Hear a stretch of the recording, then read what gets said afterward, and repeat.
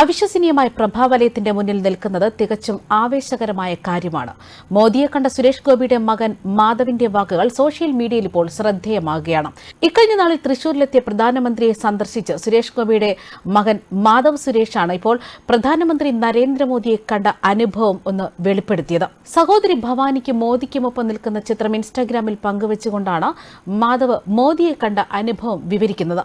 ചിത്രത്തിന്റെ അടിക്കുറിപ്പാണ് ഏറെ ശ്രദ്ധ നേടിയതും. അവിശ്വസനീയമായ പ്രഭാവലയത്തിന്റെ മുന്നിൽ നിൽക്കുന്നത് തികച്ചും ആവേശകരമായ കാര്യമെന്നാണ് മാധവ് എഴുതിയത്. പ്രധാനമന്ത്രി തൃശൂരിലെത്തിയപ്പോഴായിരുന്നു മക്കളായ മാധവ്, ഭവാനി എന്നിവർക്കൊപ്പം അദ്ദേഹത്തെ സുരേഷ് ഗോപി സന്ദർശിച്ചത്. ഇതിന്റെ ചിത്രങ്ങൾ പിന്നീട് സുരേഷ് ഗോപി തന്നെ സമൂഹ മാധ്യമങ്ങളിൽ പങ്കുവച്ചിരുന്നു.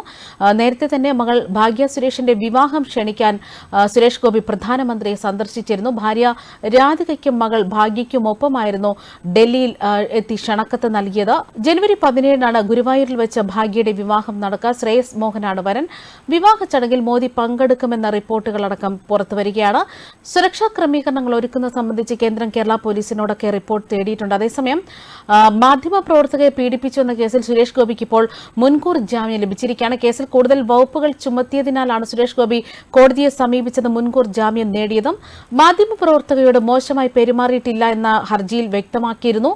കേസിൽ കോഴിക്കോട് നടക്കാവ് പോലീസാണ് കുറ്റപത്രം സമർപ്പിച്ചത്. ഇതോടെ ഈ കേസിൽ പ്രഥമ ദൃഷ്ട്യാ സുരേഷ് ഗോപി ഒരു കുറ്റക്കാരനല്ല എന്ന് തന്നെയാണ് തെളിയുന്നത്. അറസ്റ്റ് ചെയ്താൽ ജാമ്യത്തിൽ വിടാൻ പോലീസിന് നിർദ്ദേശം നൽകി. നിലവിലുള്ള അറസ്റ്റിന് സാഹചര്യമില്ലെന്ന് തന്നെയാണ് സർക്കാർ കോടതിയിൽ അറിയിച്ചത്.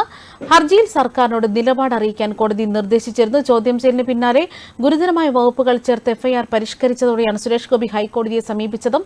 കരുവന്നൂർ വിഷയത്തിൽ സർക്കാരിനെതിരെ സുരേഷ് ഗോപി നയിച്ച ജാഥയുടെ രാഷ്ട്രീയ വൈരാഗ്യമാണ് ഈ കേസിന് കാരണം എന്നാണ് മുൻകൂർ ജാമ്യാപേക്ഷയിൽ സുരേഷ് ഗോപി ആരോപിച്ചത്. സുരേഷ് ഗോപി മാധ്യമപ്രവർത്തകരെ പീഡിപ്പിച്ചു എന്ന പേരിലുള്ള കേസിൽ നടക്കാവ് സ്റ്റേഷനിൽ ഹാജരായ സുരേഷ് ഗോപിയെ വിട്ടയച്ചതിന് പിന്നാലെയായിരുന്നു വീണ്ടും അദ്ദേഹത്തിനെതിരെ നിരവധി ആരോപണങ്ങളൊക്കെ ഉയർന്നത്, തുടർന്ന് പ്രശ്നമുണ്ടാക്കിയതും. എന്തായാലും ഇപ്പോൾ ഹൈക്കോടതിയുടെ ഭാഗത്ത് നിന്ന് സുരേഷ് ഗോപിക്ക് അനുകൂലമായിട്ട് ഒരു വിധി തന്നെയാണ് വന്നിരിക്കുന്നത്. 2023 ഒക്ടോബർ 27-നായിരുന്നു സുരേഷ് ഗോപിക്കെതിരെ കേസിനാസ്പദമായ സംഭവം.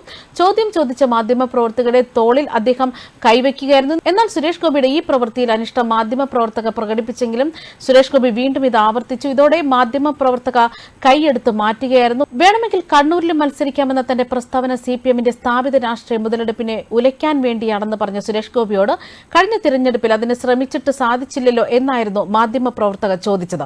ഇതിന് മറുപടിയായി ഒന്ന് ശ്രമിച്ചു നോക്കട്ടെ എന്ന് പറഞ്ഞുകൊണ്ടായിരുന്നു സുരേഷ് ഗോപി മാധ്യമപ്രവർത്തകരുടെ തോളിൽ കൈവച്ചത്. കരുവന്നൂർ ബാങ്ക് വിഷയത്തിൽ സർക്കാരിനെതിരെ ജാഥ നയിച്ചതിനെ തുടർന്നുള്ള രാഷ്ട്രീയ വൈരാഗ്യമായിരുന്നു കേസിന് കാരണമെന്ന് മുൻകൂർ ജാമ്യാപേക്ഷയിൽ സുരേഷ് ഗോപി വ്യക്തമാക്കിയിരുന്നു. പരിപാടി കഴിഞ്ഞ് മടങ്ങുന്നതിനിടെ വഴി തടഞ്ഞ മാധ്യമപ്രവർത്തകയെ മാറ്റുക മാത്രമാണ് താൻ ചെയ്തെന്നും മോശമായി താൻ മാധ്യമപ്രവർത്തകരോട് പെരുമാറിയിട്ടില്ല എന്നുമാണ് ഈ ഹർജിയിൽ ചൂണ്ടിക്കാണിച്ചത്. കേസിൽ കോഴിക്കോട് നടക്കാവ് പോലീസ് കുറ്റപത്രം സമർപ്പിച്ചു. ഇക്കഴിഞ്ഞ ഒക്ടോബർ 27-നായിരുന്നു ഇത്തരത്തിലൊരു സംഭവം നടക്കുന്നത്. നടക്കാവ് പോലീസ് രജിസ്റ്റർ ചെയ്ത കേസിൽ 180ഓളം പേജുള്ള കുറ്റപത്രമായിരുന്നു സമർപ്പിച്ചത്. കേസിൽ ആദ്യം 354-യെയും പിന്നീട് 1-4 എന്നീ ഉപവകുപ്പുകളുമൊക്കെ ചേർത്തു. ലൈംഗിക ദുസൂചനയോടെ സ്പർശം എന്ന കുറ്റം ഉൾപ്പെടുത്തുന്നതാണിത്. തുടർ അന്വേഷണത്തിലാണ് മാനഭംഗപ്പെടുത്തണമെന്ന ഉദ്ദേശത്തോടെ സ്പർശിച്ചെന്ന കുറ്റത്തിൽ 354-ാം വകുപ്പ് കൂടി പോലീസ് ചേർത്തത്. ഇതിന് പിന്നാലെയാണ് ഈ കേസിൽ ഇപ്പോൾ മുൻകൂർ ജാമ്യം അനുവദിച്ചുകൊണ്ട് ഹൈക്കോടതിയുടെ വിധിയും വന്നിട്ടുള്ളത്. ന്യൂസ് ഡെസ്ക് കർമ്മ ന്യൂസ്.